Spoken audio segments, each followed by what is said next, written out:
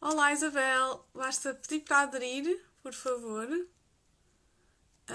Ok, eu preciso que peça para aderir. Portanto, se não for no mais, há de ter aqui. Eu vou convidá-la para aderir. Mas já me aparece aqui, portanto, aqui.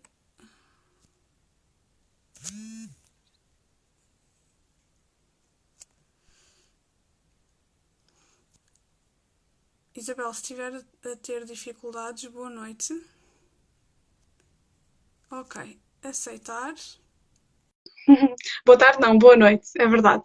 Boa noite a quem está a chegar aqui. Hoje temos um tema muito interessante, como de resto. Não estava mesmo a Boa conseguir. noite. Boa noite, Isabel, como Boa está? noite, obrigada por esta oportunidade. Estou aqui a tentar pôr o telemóvel num sítio onde não incomode. Um sítio onde Eh, consigamos vê-la bem.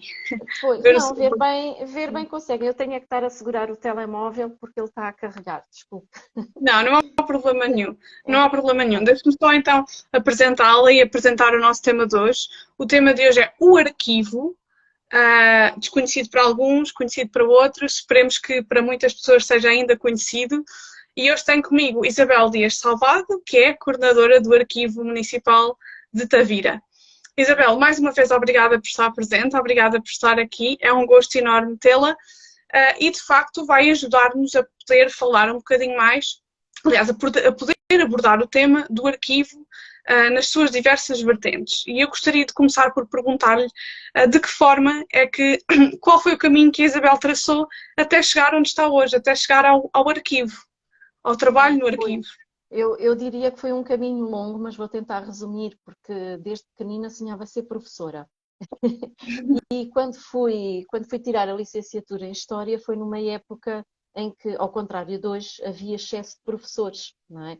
E depois apercebemos que, afinal, o curso que estava a tirar era vertente de investigação e não de pedagógicas, e para poder ser professora tinha que ir tirar as ciências pedagógicas para então poder concorrer. Acontece que no dia em que eu ia entregar na Universidade Autónoma a minha inscrição para as ciências pedagógicas, um professor chamou-me para uma reunião, porque já me conhecia, porque nós em História temos também cadeiras como biblioteconomia, e no último ano da licenciatura eu escolhi como tema de trabalho de fim de curso a área da paleografia, que me obrigou também a, também tínhamos tido paleografia no segundo ano, mas depois no quarto ano eu escolhi a paleografia, que levou-me a ter contacto mais direto e muito mais de perto com os arquivos e com a professora que era casada com este senhor professor de bibliotecas que me chamou para uma reunião. Bom, e lá vou eu, e o que é isto, e o que é que vão fazer, sempre ouvi dizer que a Isabel, a minha mulher, fala muito bem, que a Isabel gosta muito de arquivos e que a Isabel é muito boa à paleografia, e estamos a aliciar, a perguntar aos alunos se não querem seguir a pós-graduação em ciências documentais. Foi a primeira vez que eu tinha ouvido tal coisa. Eu reconheço a admiração das outras pessoas, porque às vezes eu também de início tive assim, ciências documentais, mas o que é isso? Isabel, é para escolher entre bibliotecas e arquivos, o primeiro ano é um troco comum, depois no segundo ano é que já tem que decidir se quer seguir bibliotecas ou arquivos. E eu pensei, por que não? Por que não? Não é? Há excesso de professores, vamos ver se consigo ir para outra paixão. E assim foi que lá fui tirar a pós-graduação em Ciências Documentais, isto em 92. Hoje o acesso à carreira já se faz com o primeiro ano do mestrado em Ciências Documentais. Não interessa a licenciatura que se tem, de preferência deve ser de História, não é? Porque nos arquivos temos que saber ler os documentos, temos que ter noções básicas de paleografia, noções básicas também de história, mas também tive colegas minhas que eram de outras áreas, das letras, de tradução, tive uma colega que seguiu bibliotecas, mas que veio era licenciada em ciências, portanto, o importante é ter uma licenciatura para aceder, na altura era a pós-graduação, agora ao mestrado, em Ciências Documentais. Então, Isabel, como estava a referir há pouco, há uma separação entre a biblioteca e o arquivo.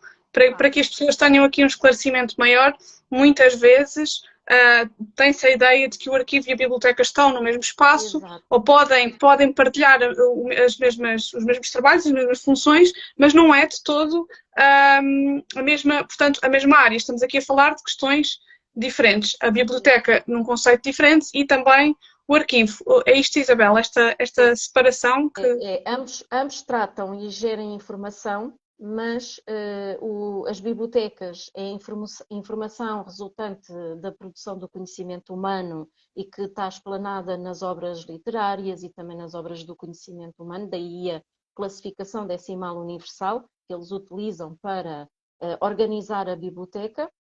Os arquivos já retêm a informação original, única e com valor de prova, que foi produzida por uma determinada instituição ou até por um privado ou por uma família ao longo do tempo, enquanto durou e enquanto essa instituição ou essa família perdurou no tempo. Bem, as famílias perduram sempre no tempo, não é? Mas é nesse sentido que os documentos que temos contam histórias também, como eu digo às crianças no serviço educativo, mas têm valor único, original e de prova e valor histórico. Nas bibliotecas o valor é outro, também é importante, fundamental. Aliás, sem as bibliotecas e os arquivos também não havia acesso à informação, não havia conhecimento e eu diria complementado também com o conhecimento que é transmitido nas universidades. Aliás, muitos dos utilizadores de bibliotecas e arquivos são estudantes, alguns do secundário, outros universitários e de mestrados e doutoramentos. Mas é curioso porque antigamente a carreira não era separada, era única. É curioso. Era única, mas também porque o bibliotecário barra arquivista tinha, como disse e bem a Ana, tinha as bibliotecas e os arquivos históricos estavam juntos. Às vezes os arquivos históricos eram uma salinha ao lado. E esse bibliotecário poderia até ligar mais aos arquivos ou não.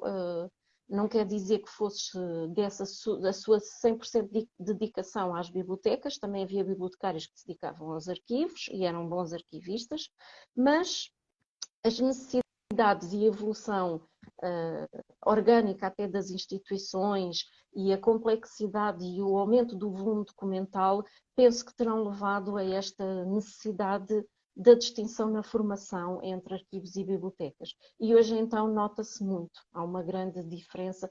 Temos muita coisa que nos une, mas também temos algo que nos separa. Certo, pode referir então, Isabel, aquilo que neste momento separa a questão das bibliotecas e dos arquivos para esclarecer melhor e termos aqui também uma noção maior destes dois conceitos e destas duas áreas diferentes. O que separa precisamente é o valor do documento de arquivo, que tem que ser original, único e ter valor administrativo ou valor histórico. E neste momento os arquivos têm sido ao longo do tempo, desde o programa PARAME, não sei se já tinham ouvido falar, o programa de apoio à rede de arquivos municipais que foi implementado pela Torre do Tombo. Na altura era o Instituto dos Arquivos Nacionais de Torre do Tombo, atualmente é a Direção-Geral dos Arquivos Livres e Bibliotecas. E esse programa serviu para revitalizar muitos arquivos municipais. E alguns desses arquivos, as condições que eles pediam era que esses arquivos, ao terem esse apoio, fossem instituídos com uma gestão integrada dessa documentação. E isto quer dizer o quê? Que tivéssemos em atenção o documento desde o momento em que ele nasce até o momento em que chega ao arquivo histórico.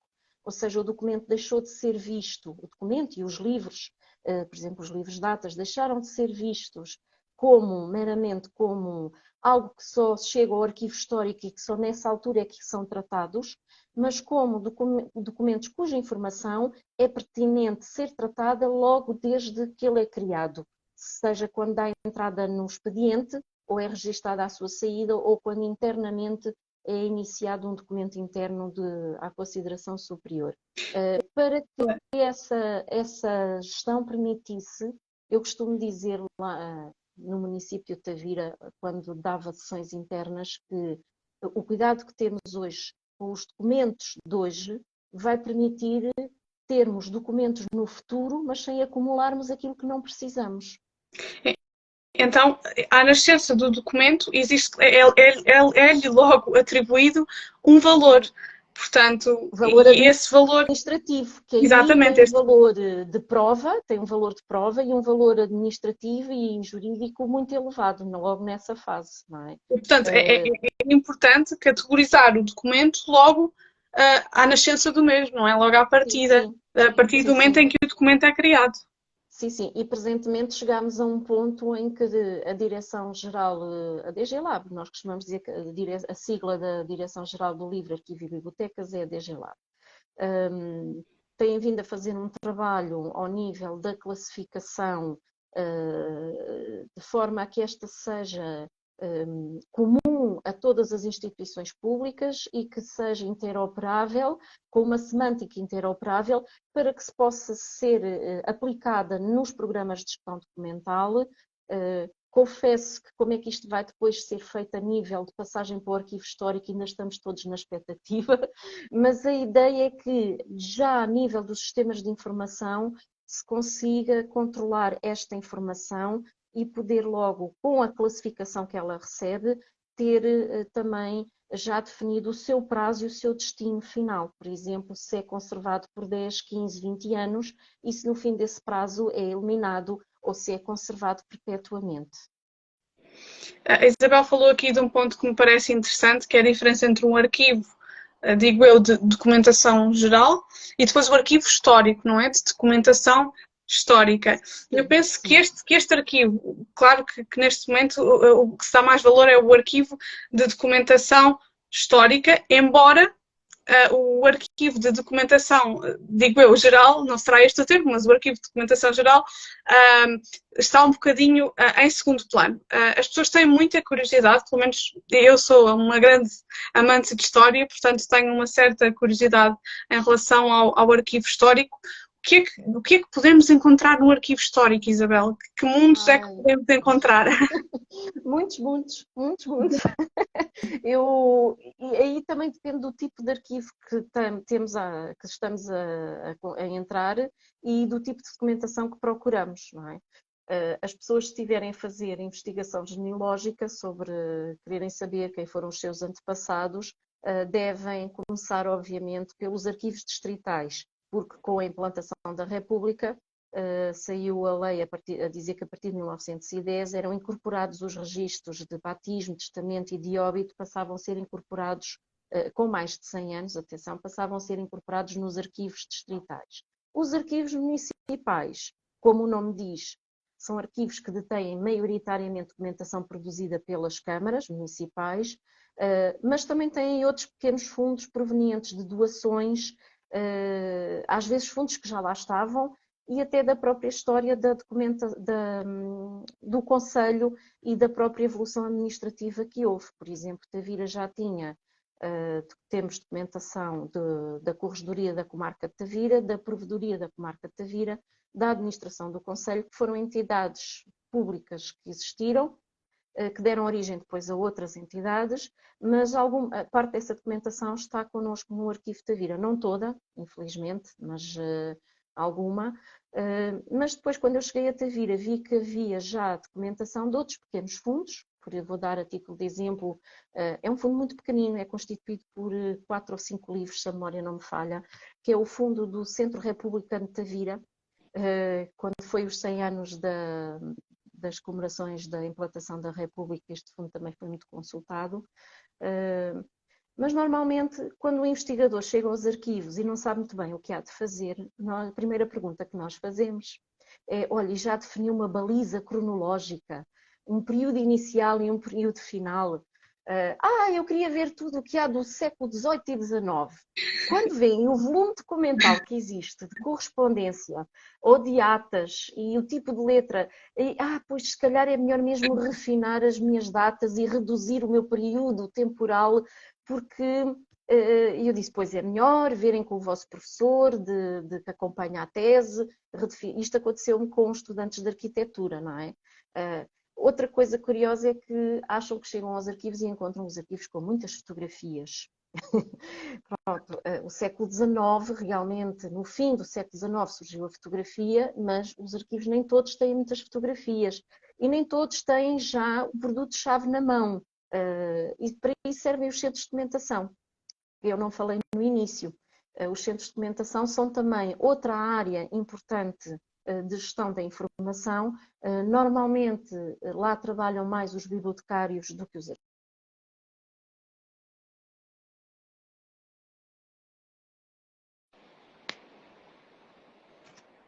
Reúnem a informação por temas, por áreas. Eu dou o exemplo do Centro de Documentação Europeu Jacques Delors em Lisboa. Nos arquivos é muito importante dialogar com a pessoa que está a atender para conseguirmos saber o que é que o investigador quer, procura, e também conseguirmos perceber que documentação é que temos que pode ir de encontro àquilo. Então, esta a direção que está a levar esta conversa remete-me então para uma pergunta que é: que trabalho é desenvolvido no arquivo, Isabel? O que é que podemos encontrar? O que é que se faz no arquivo? De que forma é que se trabalha? Exatamente, que trabalho é que é desenvolvido no arquivo? Muitas tarefas, temos muitas tarefas.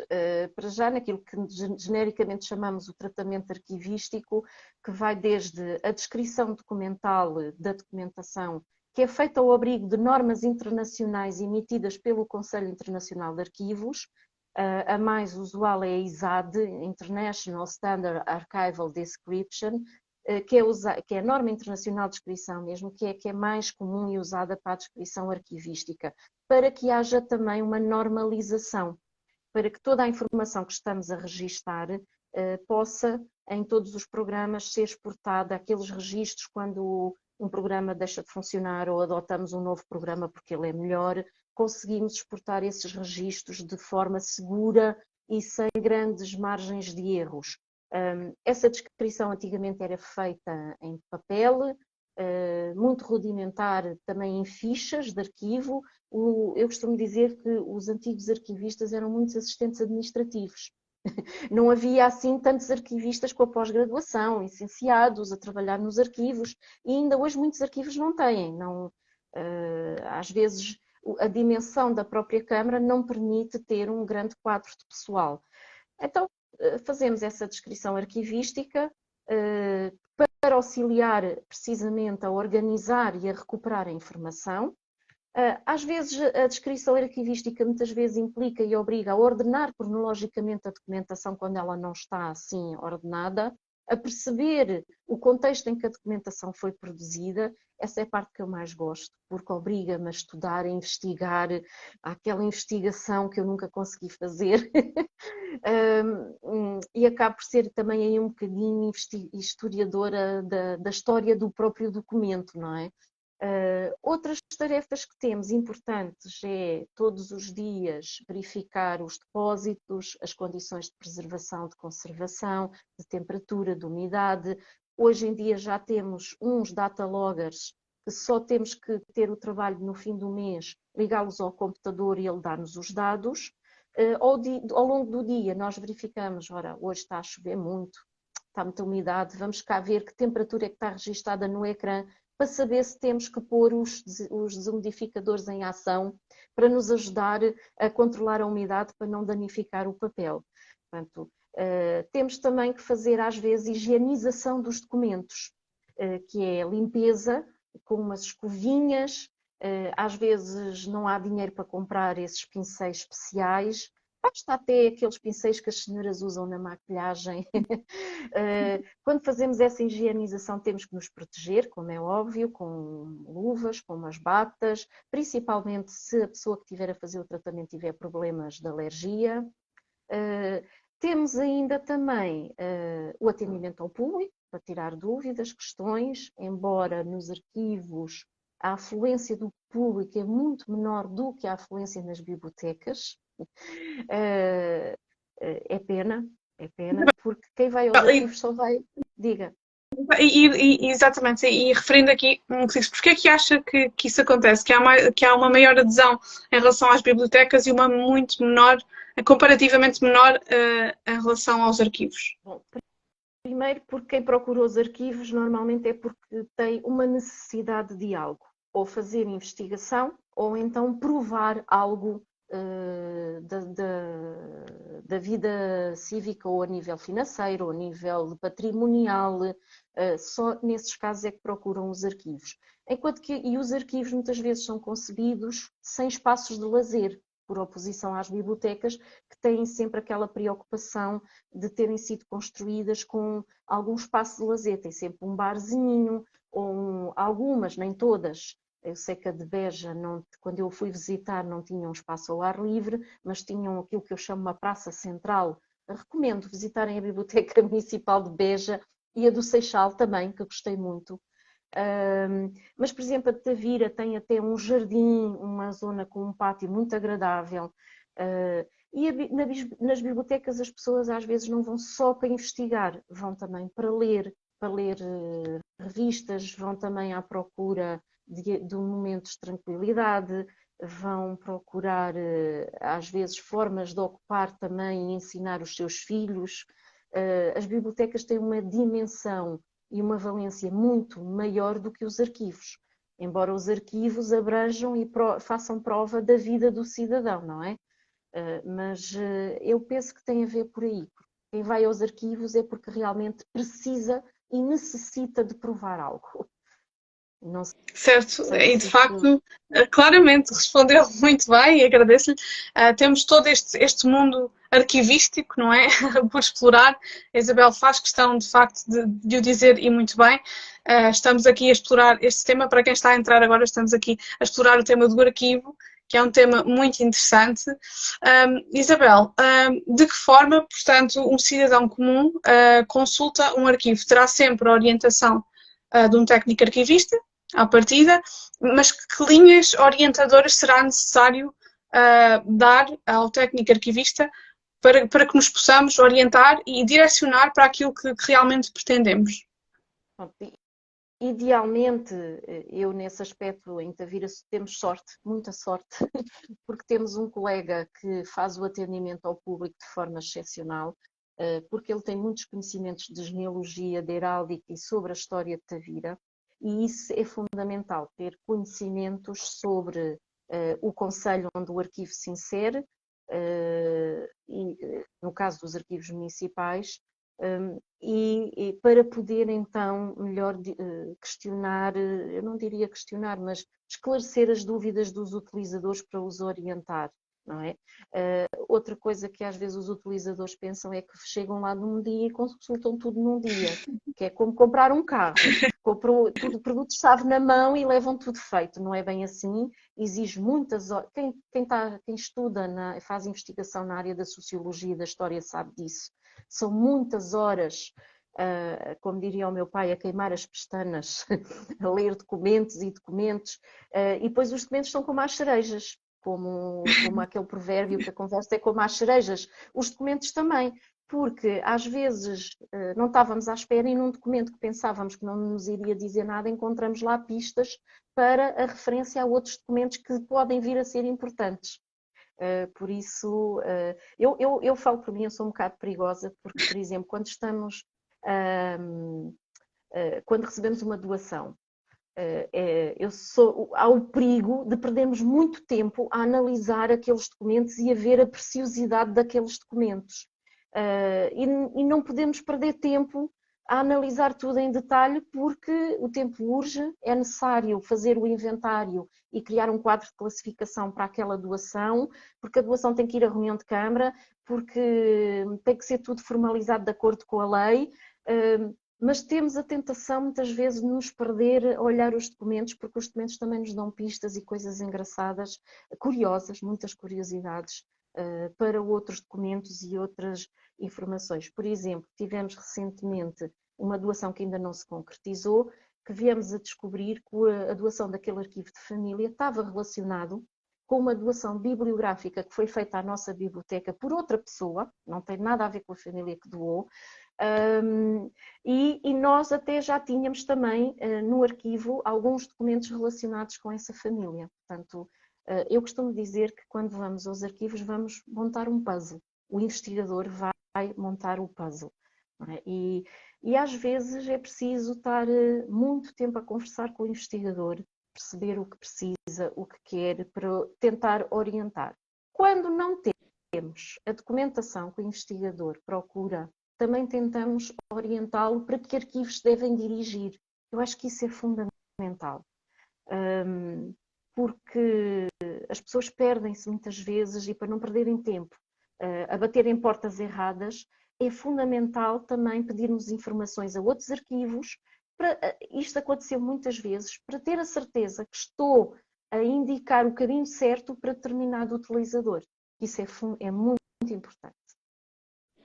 De facto, é importante todo este trabalho de arquivo, e os técnicos de arquivo têm, de facto, um trabalho fundamental, não só na preservação dos documentos e a organização dos mesmos, mas também a direcionar as pessoas que necessitam de o visitar, porque sem estes técnicos seria, lá está, o mundo, como a Isabel disse, e de facto seria muito fácil perdermos neste mundo que me parece um mundo maravilhoso da documentação, que de facto tem... Filhas, desculpa interrompê-la, as minhas filhas não diriam isso. Ah, mãe, só estás lá a tratar de papéis velhos, coisas velhas que cheiram mal. De facto estamos numa nova era e entretanto, já abordaremos o assunto do futuro do arquivo.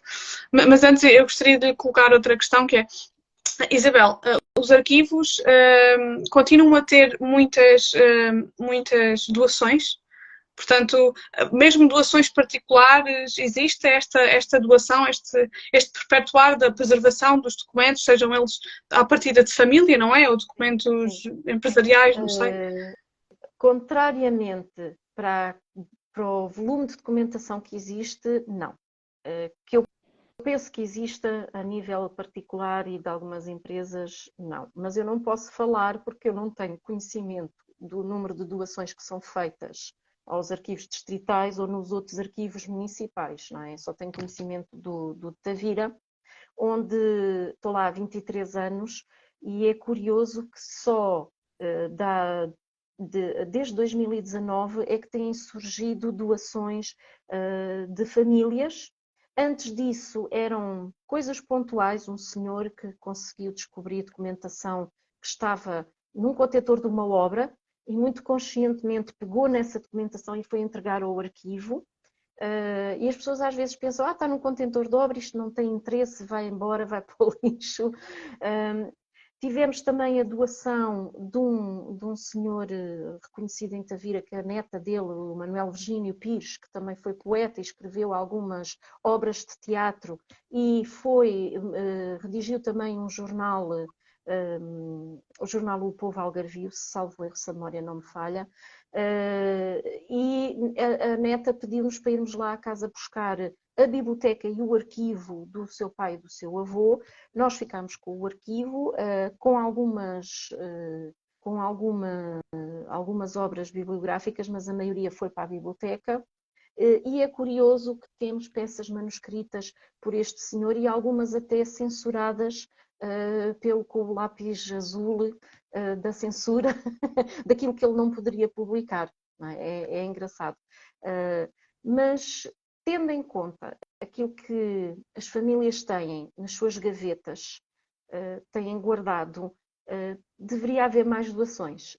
Éramos para ter mais doações. E há outra coisa que às vezes as pessoas se calhar não sabem, é que os arquivos não são obrigados a aceitar, não têm que ficar obrigatoriamente com os originais. Por exemplo, no arquivo Tavira nós temos uma forma que é, a pessoa não quer doar o original, mas pedimos para ficar então com o arquivo digitalizado, em que é tratado, criamos um quadro de classificação, a documentação é digitalizada, a pessoa se quiser leva tudo digitalizado Temos o caso curioso de um senhor que nos cedeu uma coleção de postais antigos de Tavira, que nos cedeu a autorização de digitalização e divulgação desses postais, e ele também tem direito a qualquer momento, mesmo quando perder essas imagens, vem ao arquivo e sabe que temos essas imagens reproduzidas, só tem que nos pedir que nós facilitamos, não é? Portanto, Até porque o arquivo dá essa segurança, não é? Uma segurança a uma família, em termos até do património familiar, material ou imaterial, até muitas histórias que se contam, que são passadas a papel, por exemplo, histórias que se podem cruzar eventualmente com outras famílias, outras cidades, outras épocas, e de facto... Mas também há a questão que os arquivos também não podem aceitar tudo, não é? Porque, felizmente nunca tive que recusar, cheguei ao ponto, nunca chegámos ao ponto de ter que dizer não. Mentira, estou-me a lembrar de um caso que sim, que era de uma professora universitária que queria doar o seu arquivo pessoal e biblioteca, mas a senhora, como era de Lisboa, não tinha relação com o concelho. Ou seja, o caso dos arquivos municipais, os acervos ou os fundos documentais que nos fazem chegar ou que nos queiram doar têm que ter alguma relação e importância e valor histórico para o concelho, não é? Porque senão também estar a receber as coisas por acumular e só para ocupar espaço não vale a pena, não é? Outra questão é que também informamos as pessoas são informadas, os doadores, que às vezes a documentação é alvo e sujeita, quando tivermos tempo, a uma triagem, a uma seleção, a uma organização feita por nós, mas até esse diálogo com a família é importante para percebermos, no caso dos arquivos de família, que organização é que vamos dar, que classificação é que vamos e que forma é que vamos estruturar a documentação doada pela família, não é? Mas às vezes as pessoas pensam, poderá haver arquivos que de imediato não conseguem tratar logo a documentação que é doada, às vezes só conseguem passados uns anos. Nós temos o caso de uma senhora que nos fez a doação da família de José Abunha da Ascensão Contreiras, a neta deste senhor vive em Braga, e a doação que ela nos fez foi feita em 2019, e eu disse-lhe, olha, isto vai demorar tempo a tratar, porque ela pediu que a doação, além de fazer a doação, ela pediu que fizéssemos o tratamento da documentação, a higienização, a ordenação, o acondicionamento, a classificação, a história da família, tudo isso para que depois no fim fizéssemos uma cerimónia pública da assinatura do auto de doação aqui em Tavira. Ela quis vir cá a Tavira para fazer essa cerimónia, onde conheceu alguns parentes da família do seu avô, e eu acho isto bonito. E a paciência da senhora, sim, eu compreendo, eu sei que não tem muitos meios, muitos recursos humanos, mas eu espero. Entretanto, veio a pandemia, que ainda piorou a situação, não é? Mas lá conseguimos levar isto a bom porto também. E os arquivos, é importante referir aqui, e a Isabel já o referiu muito bem, passam por uma série de critérios antes de serem ou não admitidos no arquivo. Isabel, é importante que quem faz a doação de um determinado documento, neste caso de família, tenha em atenção um determinado período temporal.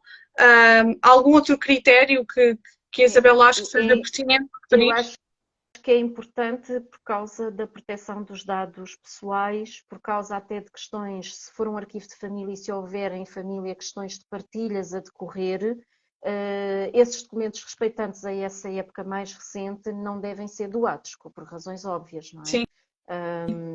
Se forem doados, teremos que ter uma declaração de todos os donos dos dados aí retratados a dizer que autorizam a doação ao arquivo, e o arquivo é obrigado à proteção desses dados na mesma. Não quer dizer que o facto de doarem um documento que contenha dados nominativos de 1986 que estamos automaticamente autorizados a divulgar, não é? Temos que obedecer também e a proteger os dados nominativos desses documentos. Claro. Mas isso pelas famílias tem que ser tido também em atenção. Mas deixamos aqui, antes de continuar a conversa, deixamos aqui um apelo para que quando estejam a reorganizar as casas de família, os sótãos, que revejam, mas revejam com carinho a documentação que existe, aquilo que nós tradicionalmente chamamos como papelada, que aparentemente não tem valor nenhum e não contribui, não tem uma contribuição específica. Muitas vezes podemos ter em casa documentação, cartas, fotografias, enfim, toda uma panóplia de documentos que de facto sejam importantes e relatem determinadas partes da história, ou não, ou simplesmente permitir que no futuro as gerações futuras da mesma família possam até ter um contexto de quem fazia parte da família, histórias de família, tradições, que podem estar documentadas e para quem faz também esta pesquisa genealógica é fundamental também consultar um arquivo. Esta questão da genealogia e do arquivo daria para outra conversa. E muito, Isabel sabe. O arquivo é de facto um mundo fascinante que todos deviam pelo menos pesquisar um bocadinho e terem atenção, e fazemos este apelo mais uma vez: não deitem fora sem ver primeiro, sem acarinhar os documentos primeiro, e se não quiserem guardá-los, pelo menos deixá-los a uma apreciação do arquivo municipal, neste caso, para que possa destruir, antes de os destruir, levar para a apreciação de um arquivista, senão estamos a perder alguma memória do concelho, não é? Memórias do concelho, memórias da história no geral, memórias de família, de familiares que possam ter contribuído até para o concelho. Eu tive uma vez um estagiário de informática no arquivo, que ele disse: eu tenho lá em casa uma fotografia antiga do meu avô, na Serra de Tavira, que quando fazia a patrulha a cavalo na GNR, quando ele estava na GNR. E ele trouxe a fotografia, digitalizámos, e o avô dele cedeu-nos a autorização para depois divulgar. É só uma fotografia, uma coisa simples, mas são duas fotografias. Mas o engraçado daquela fotografia é o traje e a farda que eles usavam a cavalo, que não tem nada a ver do tempo do avô deste senhor. Não é assim tanto tempo que passou, mas para hoje já há grandes diferenças até na forma e no traje. E aí as fotografias são fundamentais, porque testemunham também desde o traje, desde o que está em segundo plano por trás da imagem, às vezes até testemunha a evolução geográfica de um espaço. Não é? E sem querer pensamos, isto vai fora, não interessa, mas não é bem assim. Claro. Portanto, deixamos aqui mais uma vez o apelo para que acarinhem os documentos que tenham em casa, que estejam num sótão, fechados numa gaveta, numa caixa, acarinhem e consultem e deixem também a apreciação dos técnicos arquivistas, que é fundamental. Isabel, gostava também, agora numa perspectiva mais educacional, a Isabel referiu que tem também algumas visitas educativas, não é? Qual é a percepção dos estudantes infantis, mais juvenis, em relação à biblioteca ou ao arquivo, mas neste caso mais em relação ao arquivo? Que percepção é que ainda existe, ou que existe Nós, no Arquivo Municipal de Tavira, começámos a fazer atividades educativas muito pontuais. Só mais ou menos há 10 anos para cá é que começámos a criar essa rotina, a integrar o plano de ofertas educativas do município, e infelizmente nunca conseguimos ter visitas de alunos do secundário. Já tivemos visitas a pedido de professores da Universidade do Algarve, também um deles é um professor, é um colega de arquivo, que pediu para fazer visita ao arquivo, e como estávamos em pandemia, a visita foi feita também assim, virtualmente, com o telemóvel. Foi muito engraçado, uma experiência diferente. E temos muitas visitas direcionadas para o público pré-escolar, do público do primeiro ciclo e às vezes do segundo ciclo. Curiosamente, também temos tido ultimamente muitos pedidos de visitas do Centro de Emprego e Formação Profissional, dos cursos profissionais que têm estado a fazer lá, principalmente no que diz respeito à questão da organização da informação, do tratamento, da conservação e preservação, e até na proteção de dados, os cuidados que devem ter.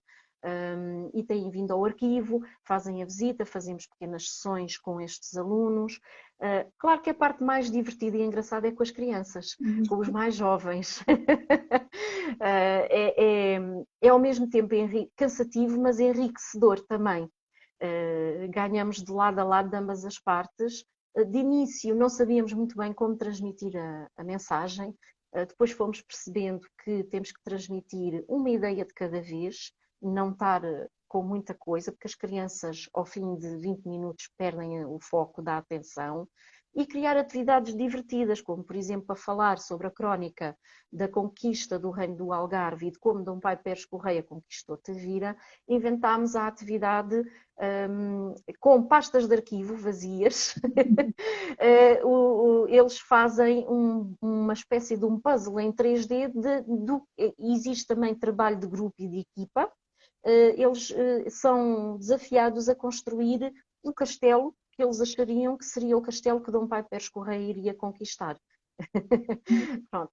E depois isto tudo existe desafios, que hoje em dia, por exemplo, eu não posso falar do massacre que está relatado na crónica, que foi uma coisa horrível. Quem lê, aquilo é horrível de ler. Essa parte da descrição nós não lemos às crianças, como é óbvio, não falamos dessa parte. Abordamos antes a questão e apelamos para a questão da necessidade de haver uma boa convivialidade entre pessoas de religiões diferentes, porque também é difícil depois explicar aos pequeninos, porque Tavira era moura, vieram cá os cristãos e mataram os mouros. Não falamos assim.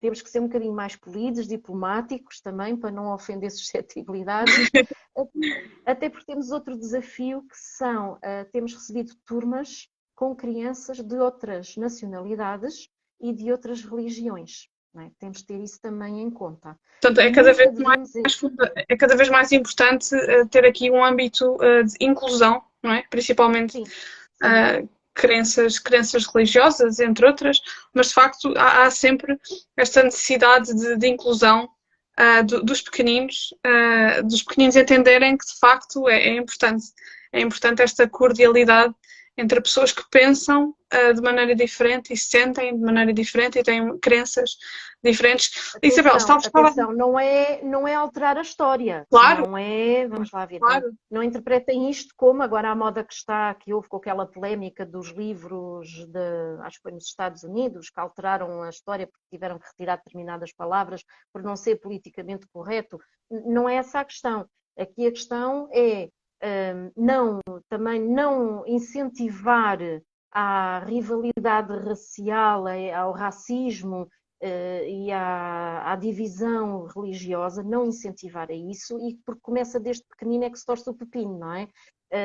Contamos a história de uma forma muito leve, muito ligeira, não é?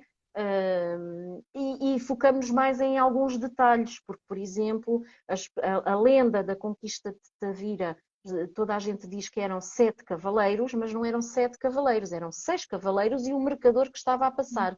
Portanto, tentamos desviar a atenção para outros aspectos da crónica que não estas questões assim mais chocantes, não é? E a Isabel referiu, e achei este ponto interessante, que de facto não existem tantos alunos do ensino secundário a visitar o arquivo. Porquê que a Isabel acha que isto acontece? Não sei. Essa é uma questão que, quando reúno com os meus colegas da área de arquivos, é uma questão que nos colocamos, e eu pensava que era um problema só aqui de Tavira, mas não. Uma vez tive o privilégio de ter, através de uma ação de formação sobre serviços educativos, houve uma visita ao arquivo, ao Serviço Educativo da Câmara de Lisboa, onde eles lá também têm essa questão, sentem por vezes essa dificuldade de cativar o público escolar do ensino secundário, o que é de estranhar muito, principalmente na área das humanidades, não é? Para quem segue, não sei se ainda se chama humanidades ou pronto. Não compreendo, não sei se será que tem uma carga horária muito grande, será que os professores estão assim tão cansados para levar os alunos aos arquivos, não sei. Também na área das artes temos um grande potencial de pesquisa por parte dos alunos para executar trabalhos com os professores, que é uma área que o Arquivo Municipal de Lolé explorou e muito bem, com as marcas d'água. Eles até têm no Facebook a publicação de alguns trabalhos feitos com os alunos. Foi um projeto muito giro e que o meu colega do Arquivo Municipal do Além, o Dr. Nelson Vaquinhas, que me desculpe, mas deve ser copiado por outros arquivos e imitado, porque teve por trás o projeto de uma escola de alunos de artes que gerou coisas giríssimas. Eu não sei se será a desmotivação dos professores face ao atual cenário que a educação está a passar, o cansaço. Sou-lhe muito sincera, não conseguimos ainda perceber, não, mas os arquivos continuam de portas abertas e receptivos. Claro, e é muito importante referir isso. E agora, entrando aqui na questão também das gerações mais novas, o público estudante, desde os mais pequeninos aos alunos do ensino secundário, e é importante referir que os arquivos fazem parte integram também uma parte muito importante no estudo, principalmente de áreas como artes e humanidades, que foram aqui referidas pela Isabel, que de facto merecem esta importância, esta consideração que se lhes deviam dar.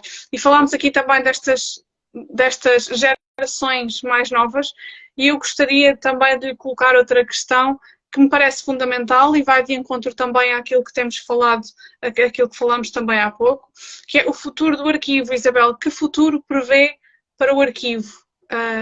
Se não se importar de colocar aqui.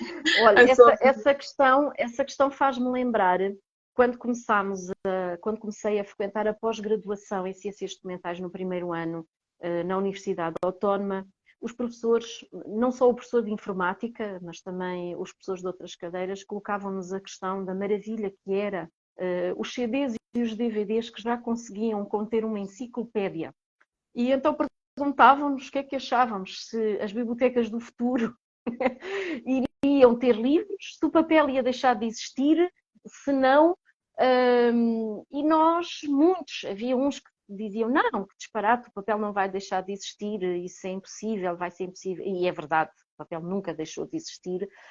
Outros diziam, não, o avanço das tecnologias, isto é uma maravilha, vamos ter tudo em CDs e DVDs, vamos conseguir levar num leitor, antigamente havia os Walkmans, que levava com cassetes e depois começaram a surgir os Walkmans para CDs.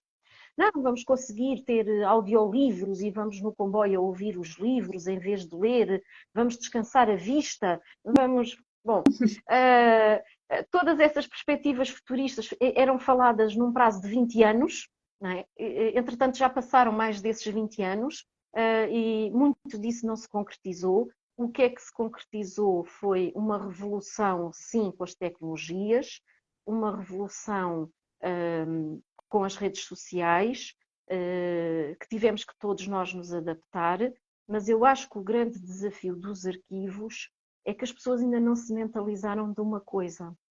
O suporte pode mudar.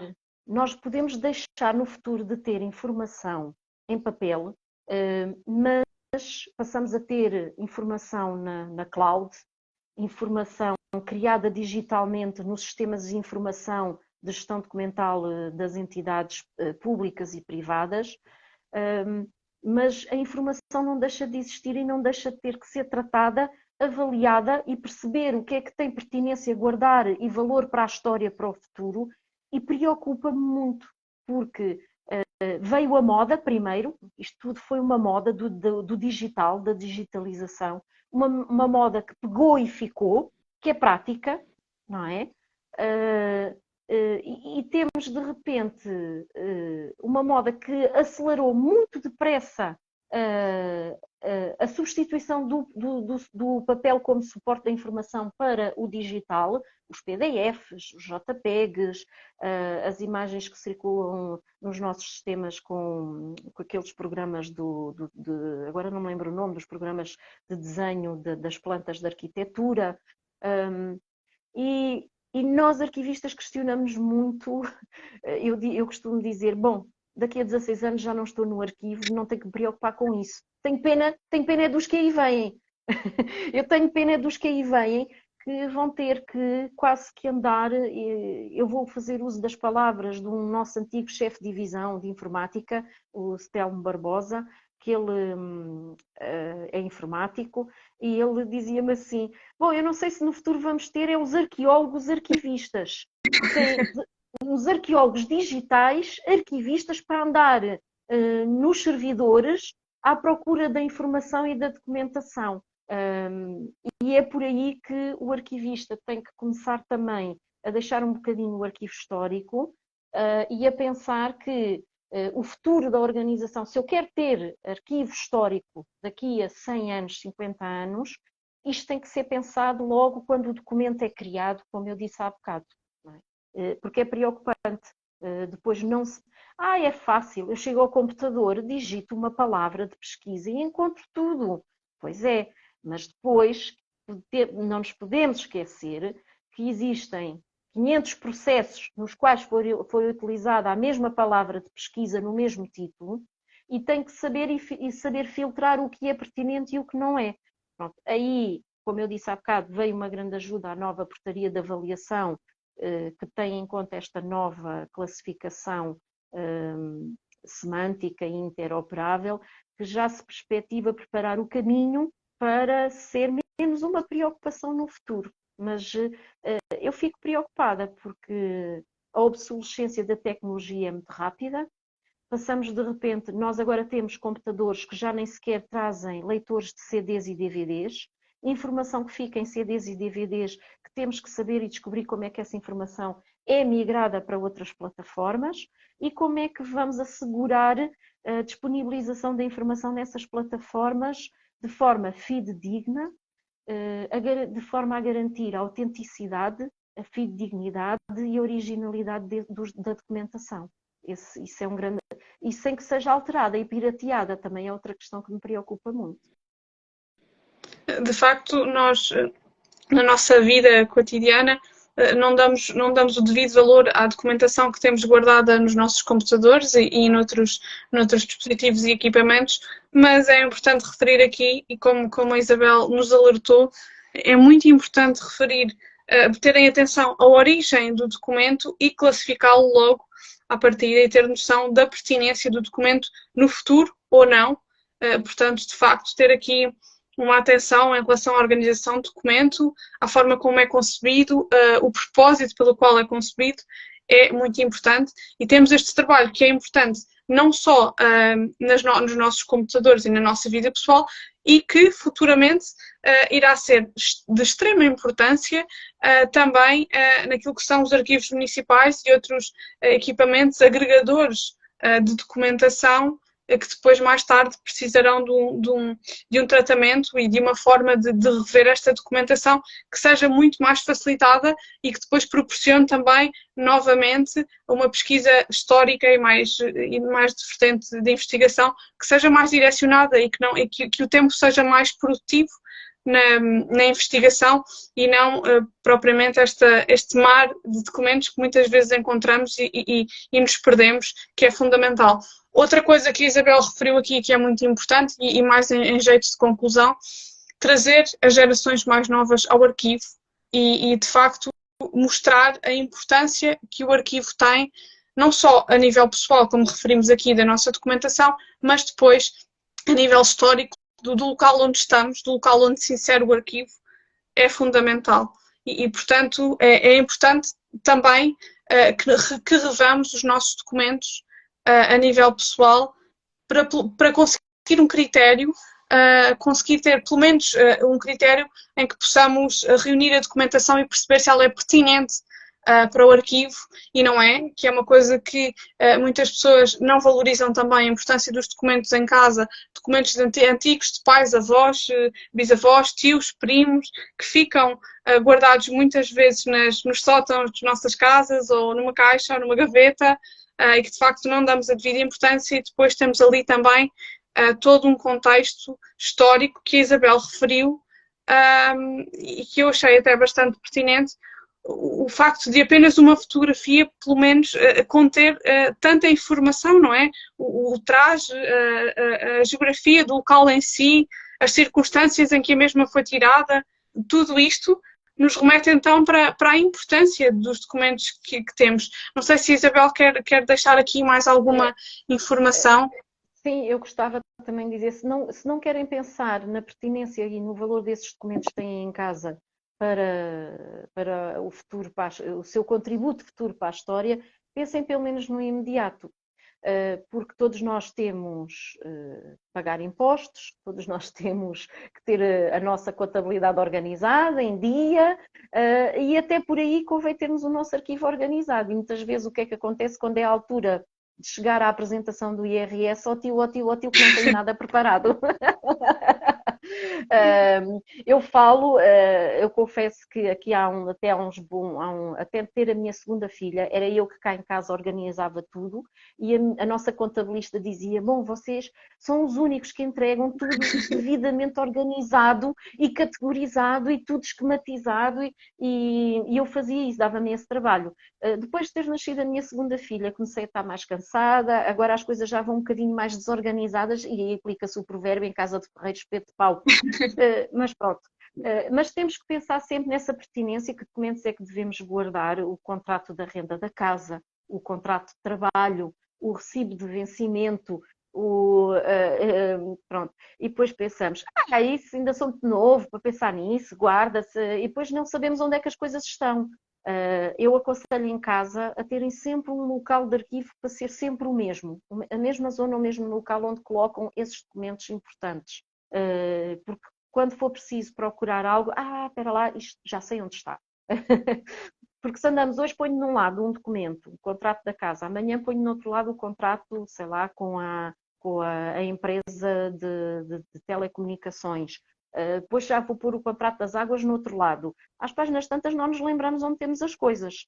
Portanto, usem sempre o mesmo método de arquivo, o mesmo local de arquivo e mudem a nível digital, mudem com frequência, pelo menos de 6 em 6 meses, as palavras-passe do e-mail, das contas das redes sociais. É algo tão básico e simples, mas não ponham a palavra passe 1, 2, 3. Não, tentem alternar e combinar palavras-passe com maiúsculas, minúsculas, símbolos e números. Eu sei que às vezes é complicado a gente fixar tanta palavra-passe, não é? Mas pronto. É um conselho que eu dou, e normalmente dou este conselho aos jovens também. Mudem com frequência, no mínimo de 6 em 6 meses, as palavras-passe das contas de e-mail e nos adultos até a palavra-passe, por exemplo, do portal das finanças. Não é? Isto é só uma sugestão. Então, sugestões muito pertinentes, muito importantes, porque fazem parte do nosso dia-a-dia, são questões importantes, relevantes, depois para esta procura de documentação que vamos precisar a uma determinada altura e entretanto não encontramos esta documentação, portanto fica aqui mais uma vez o belíssimo conselho da Isabel e sugestão para que sejamos organizados no nosso dia-a-dia e que possamos então... Aliás, eu não sei se repararam, quando infelizmente teve início a guerra da Ucrânia, eu lembro-me de ver na televisão, nas reportagens, de haver pessoas que diziam que tinham preparados malas para saírem de emergência, caso tivessem que sair de repente, e que tinham os documentos, e vi pessoas a mostrarem, os seus documentos mais importantes de identificação, o passaporte, documentação da casa, tinham-nos em bolsinhas plásticas preparadas para saírem com eles de casa assim que tivessem que ir para o bunker ou que sair do país. E às vezes não pensamos nisso. Não paramos para pensar que isso deve estar a postos até junto a um kit de emergência. Agora estou a ser catastrófica, não é? Mas é uma das coisas que a Proteção Civil até nos recomenda, ter em casa sempre um kit de emergência, de sobrevivência, e por que não juntar aí cópias dos nossos documentos principais, porque em caso de catástrofe, calamidade natural ou de guerra, é a última coisa que nós pensamos, é na documentação. Ninguém vai pensar nisso, nos documentos. E a sobrevivência humana impera, não é? Mas talvez precavermos com... E procurem um arquivista, procurem os arquivos da vossa região, que podem dar-vos conselhos, até podem por e-mail. Olha, eu tenho um documento em mau estado, o que é que eu posso fazer para minimizar a degradação deste documento, para em casa protegê-lo mais? Que nós também podemos dar esses conselhos, não somos conservadores restauradores de documentos, atenção, mas temos noções de conservação e preservação a fazer e a adotar aos documentos. Portanto, até coisas simples dessas, o arquivista do vosso município pode-vos esclarecer nesse aspecto. Isabel, muito mais teríamos a falar sobre teríamos para falar sobre este tema.